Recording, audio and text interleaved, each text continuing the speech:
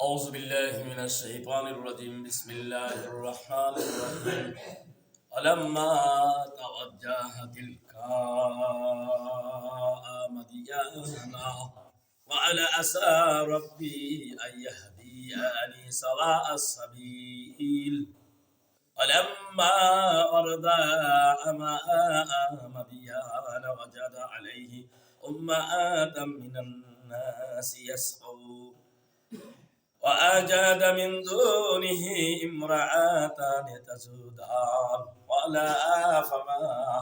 قال ما خطبكما قالتا لا نسقي حتى إصدارئا وأبونا شيخ كبير فجاءت قال فسواء لهما إلى الظل قال ربي إني لما أنزلت إلي من خير فقير فجاءت إحداهما تمشي على استحياء قالت إن أبي يدعوك قال إن أبي يدعوك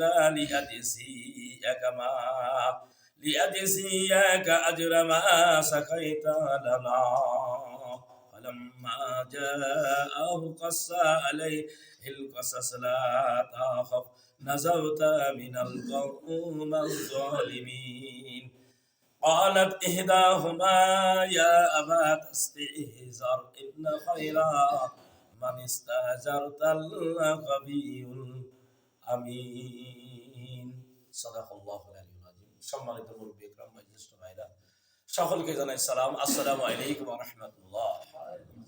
আল্লাহ রাব্বুল আলামিনের দরবারে শুকরিয়া আদায় করি যে আল্লাহর মহান হুকুম সালাতুল ফজরের নামাজ আল্লাহ কবুল করলেন, মঞ্জুর করলেন। আল্লাহর ঘরে এসে নামাজটা আদায় করার সুযোগ করে দিলেন, আসতে পারলাম। যে আল্লাহ কবুল করলেন সে আল্লাহর দরবারে শুকরিয়া আদায় করে নিই। সকলে বলি আলহামদুলিল্লাহ। আলহামদুলিল্লাহ। বিশ্ব নবী সাইয়্যিদুল মুরসালিন রাহমাতাল লিল আলামিন শ্রেষ্ঠ নবীর প্রতি দরুদ ও সালাম পড়ি। সকলে বলি সাল্লাল্লাহু আলাইহি ওয়াসাল্লাম। সকল মানুষের জন্য আমরা প্রাণ ভরে দোয়া করি, জান্নাত কামনা করি। আল্লাহ আমাদের সকলকে কবুল করুক, আল্লাহ আমাদের সকলকে মাফ করে দিক। সকলে বলেন আমিন আমিন।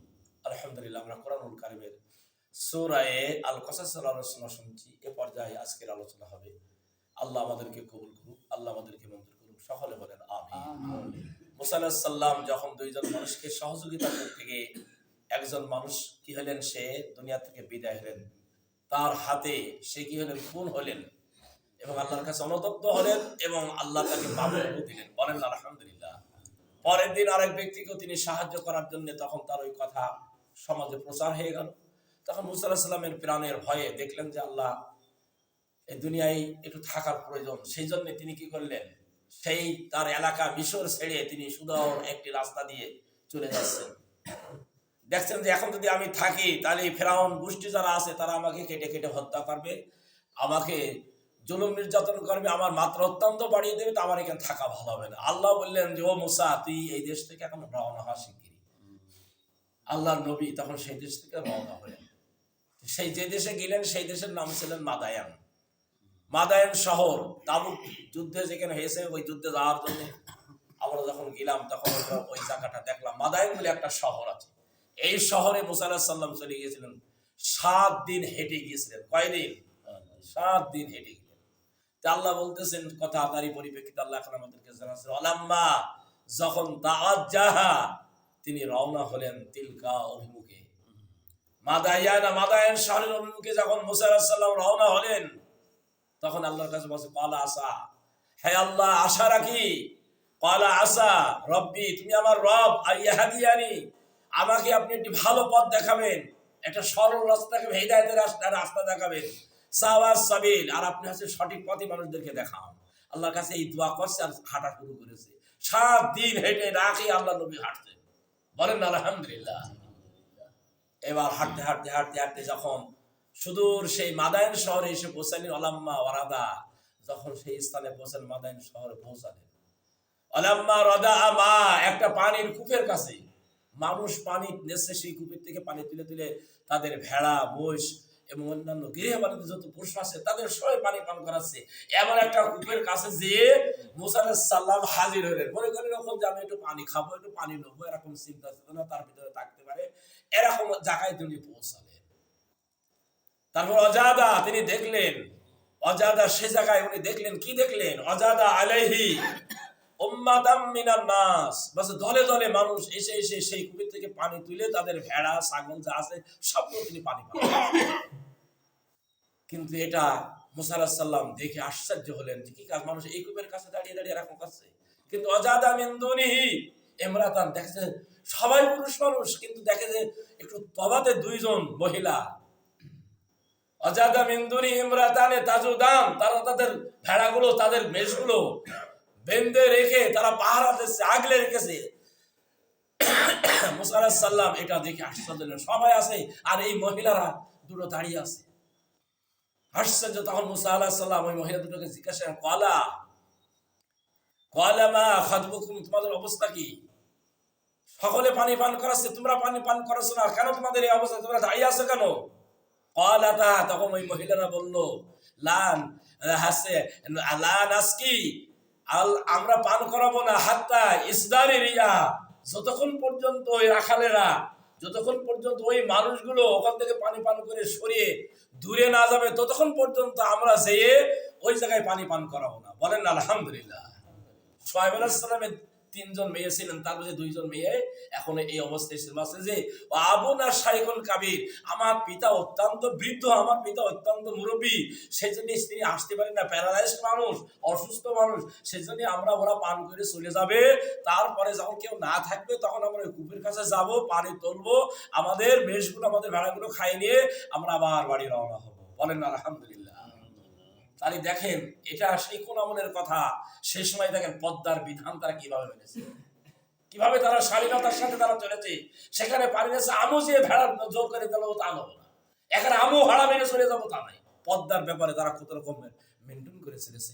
এই পদ্মার ব্যবহার সেই আদম থেকে শুরু করে নিয়ে সব নবীরা পদ্মাকে মেনটেন করেছে। বলেন আলহামদুলিল্লাহ। আর এই পদ্মা মেনটেন করাই আমাদের সবচেয়ে বড় দরকার।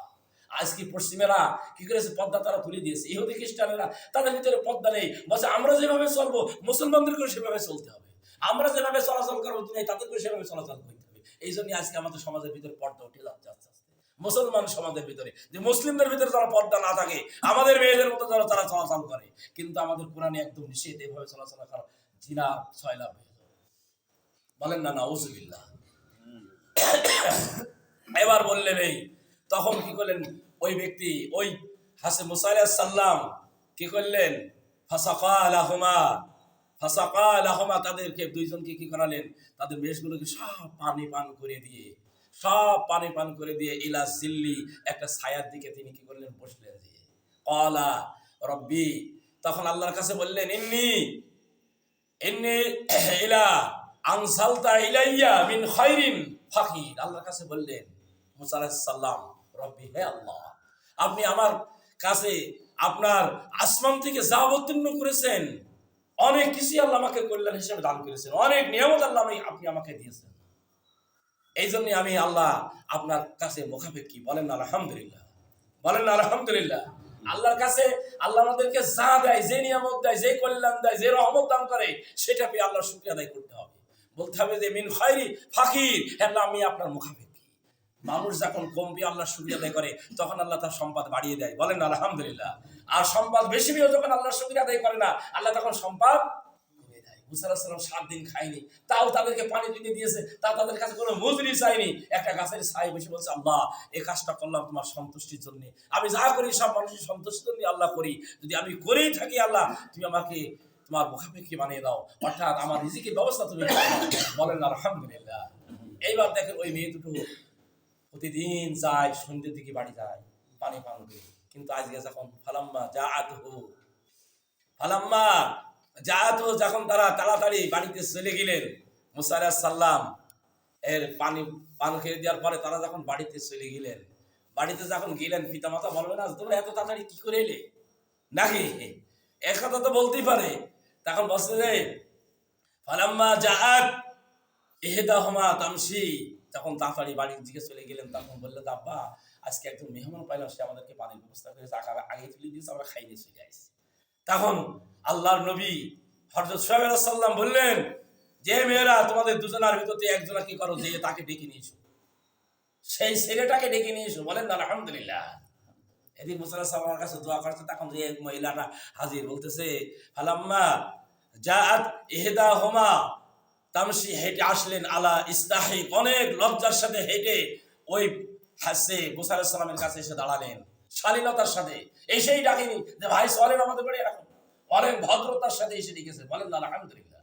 আর আমাদের দেশের মহিলারা কি করে, দেখে না কাপড় আলে, ও ভাই কি কাপড় নিয়ে আসি দেখা দিন একটু, বলে কি বলে না, একবার দেখে তার কাছে কাপড় তো সব নিয়ে নিলে, কি সেও দেখে নিলে এও দেখে নিলে, সে দেখছে আমার কাপড় দেখা হয়ে গেল এবং আমার দেখা হয়ে গেল নাকি। কিন্তু আল্লাহর নবীর মেয়ে শুআয়ব আলাইহিস সালাম একেবারে এমন কায়দায় এসে ডাকলেন, লজ্জাশীলতার সাথে শালীনতার সাথে এসে তার কাছে বললেন, ক্বালাত ইন্না আবি, নিশ্চয় আমার আব্বা, নিশ্চয় আমার আব্বা ইয়াদউকা, আপনাকে ডাকতেছে। কি জন্য? লিয়াজুকা, আপনি যে আমাদের পানি তুলে দিয়েছেন, এই জন্য পানির বদলে আপনার আমার আব্বা কিছু আপনাদেরকে আজরান, কিছু পুরস্কার দান করবে, কিছু টাকা দেবে, কিছু মজুরি দেবে। এই জন্য আব্বা আমাদেরকে ডেকেছে। মা সাকাই তোলা না, আমাদের মেষগুলো আমাদের ভেড়াগুলো পান করিয়েছেন আগে, আমরা বাড়িতে গিয়েছি, এই জন্য আব্বা আমার আপনাকে কিছু মজুরি দেবে, টাকা দেবে, এই জন্য আপনাকে আব্বা ডেকেছে। বলেন আলহামদুলিল্লাহ। তো মুসা আলাইহিস সালাম যখন বলছে আমাকে ডেকেছে, যখন তাহলে একটু যেই দেখি। ফালাম্মা জাআহু কাসসা আলাইহি, মুসা আলাইহিস সালাম সেখানে গেলেন, কাসসা আলাইহিল কাসাস, সব ঘটনা বর্ণনা করে দিলেন। বলেন আলহামদুলিল্লাহ। এই যে আমরা যে সূরা কসাস বলছি, কসাস মানে কি? কাহিনী। মুসা আলাইহিস সালাম বললেন যে আমি ছিলাম মিশরে, সেখানে এই অবস্থা হয়েছে, আমি দুজন মানুষকে এরকম একজন মানুষকে খুন করেছি, তা আমার ফিরাউনের গোষ্ঠী আমার মারার জন্য পরিকল্পনা করেছে, তারপর আর একবার এরকম বাঁচাতে গেছি, তাও এরকম সে মানুষ বলিয়ে দিয়ে আমার একবার মারার জন্য সব তাড়িয়েছে, আমি সেদিন তাদের পালিয়ে এখানে আসি, সব ঘটনা সব বলে দিলেন। তখন শুআয়ব আলাইহিস সালাম বললেন, ক্বালা লা তাখাফ, তোমার কোনো ভয় নেই, নাজারতু মিনাল কওমিজ জালিমিন, তুমি আজ থেকে আর কোনো জালেমদের হাত থেকে রেহাই পেয়ে গেলে তোমাকে আর কোনো জালেম তোমার ক্ষতি করতে পারবে না। বলেন না আলহামদুলিল্লাহ। মুসা আলাইহিস সালাম সেই যে শুআয়ব আলাইহিস সালামের বাড়িতে রওনা হলেন। এখন শুআয়ব আলাইহিস সালামের সাথে বিভিন্ন কথাবার্তা বললেন, শেষ পর্যন্ত মেয়েরা বললেন, কি বললেন? ক্বালাত ইহদাহুমা ইয়া আবাতিস তাজার, মেয়েরা বললেন, শুআয়ব আলাইহিস সালামের মেয়েরা বললেন, আব্বা আমাদের তো একজন কর্মচারী দরকার, আমাদের তো একজন শ্রমিক দরকার, আমাদের তো একজন লোক দরকার, এই কঠিন পরিশ্রম, এই ছাগল ভেড়া এগুলো দেখাশোনা করে আমরা মহিলারা যাই খাওয়াই কষ্ট, তো এই লোকটা যদি থাকে আমাদের বাড়িতে, তাই আপনি এখানে রাখেন। বলেন আলহামদুলিল্লাহ। এখন মুসা আলাইহিস সালামের কাছে জবাব আসতে দিয়েছিলেন, অনুমতি চাইলেন।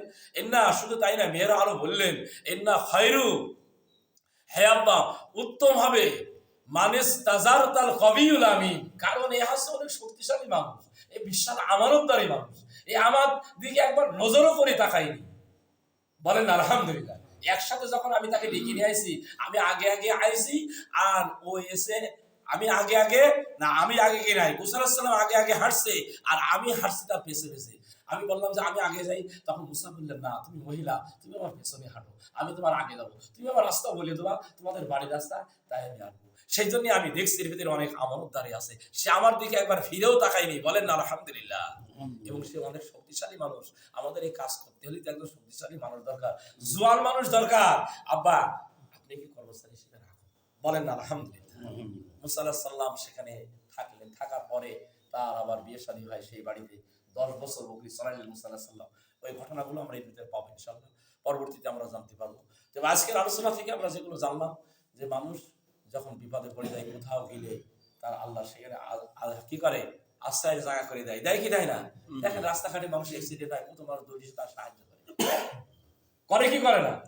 যদি আমি দেখেছি মোটরসাইকেল একটা, আমরা যদি স্টার্টটা তুলতে, হুজুর আমরা পরিচান এত ভাবে আমার ঠসা দুটো করে দিচ্ছে, তার মানে যে লোকটা বিপদে যাতে না পড়ে। বলেন না আলহামদুলিল্লাহ।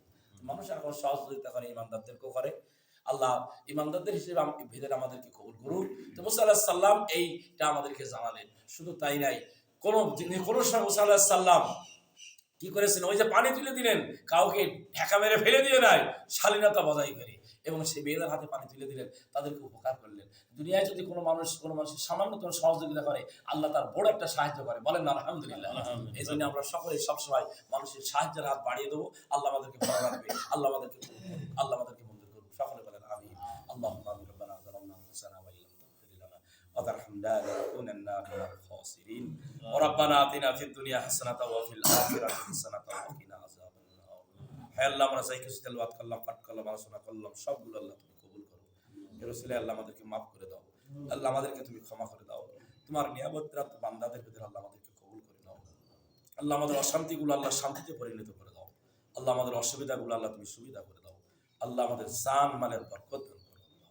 আল্লাহ তোমার নিয়ামত আল্লাহ ভরা আল্লাহ তোমার নিয়ামত ভরা যত রকমের নিয়ামত আছে, সব নিয়ামতের আল্লাহ আমরা শুকরিয়া আদায় করতে পারি, সেই সুযোগ আল্লাহ আমাদেরকে দান করো। আল্লাহ আমরা সর্বক্ষণিক তোমার রিজিকের মুখাফেকি, আল্লাহ তুমি আমাদেরকে আসমান থেকে যে রিজিক দান করো, আল্লাহ সেই রিজিক উত্তম রিজিক হিসেবে আল্লাহ আমাদেরকে তুমি কবুল করে নাও। আল্লাহ দুনিয়ায় আমাদেরকে জানমালের বরকত দান করো। আল্লাহ দুনিয়ার থেকে যাওয়ার সময় ঈমানের সাথে আল্লাহ তোমার দরবারে আমাদেরকে কবুল করে নিও। তাকাব্বাল মিন্না ইন্নাকা আনতাস সামিউল আলিম ওয়া তুব আলাইনা ইয়া মাওলানা ইন্নাকা আনতাত তাওয়াবুর রহিম। লা ইলাহা